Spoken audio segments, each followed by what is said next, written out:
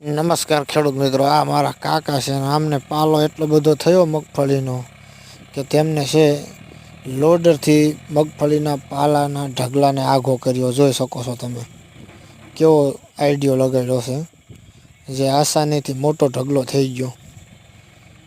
જો મિત્રો, નહીંતર આમાં 6 થી 7 મજૂરની જરૂર પડે, એના બદલે 5 થી 10 મિનિટમાં કામ થઈ ગયું. જો મિત્રો કેવું કામ છે.